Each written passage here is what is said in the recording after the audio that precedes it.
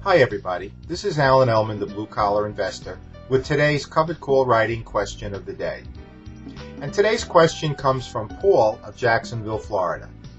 Paul writes, Alan, you seem to use the IBD for a lot of your data.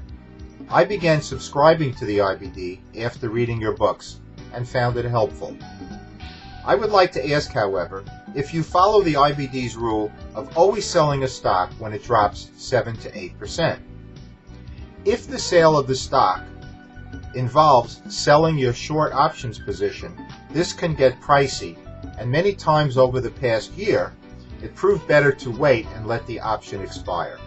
Your thoughts? Well, Paul, you're 100% correct. I do use the IBD data as part of my stock selection process. However, I do not use the 7 to 8% rule to close my covered call position in its entirety. What I use instead is the 20% 10% guideline that's discussed in detail in my books and DVDs.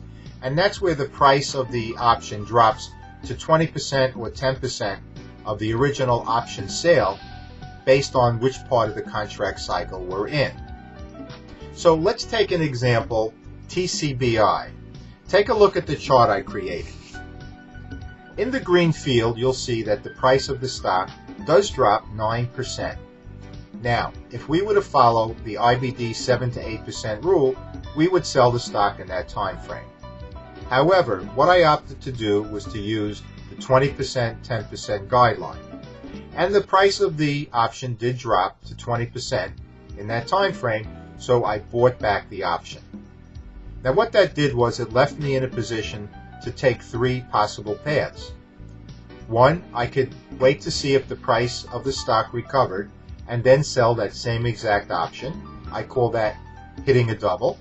Or I could sell the stock, or I could roll down and sell a lower strike price.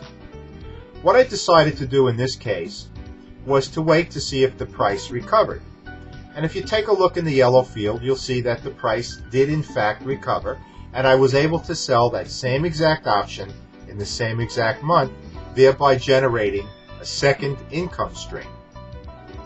Now, if you were to take a look to the right of the yellow field in the purple field, you'll see that the price of the stock not only held, but actually accelerated. So what I was able to do in this case was to continue selling options in subsequent months. So to summarize, Paul, I do use the IBD data as part of my stock selection process.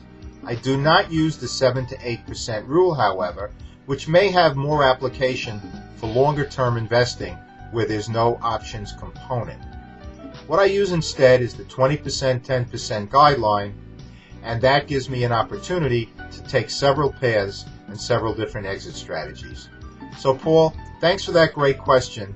Thanks to all of you for watching. I hope you found this video useful. This is Alan Ellman, the Blue Collar Investor.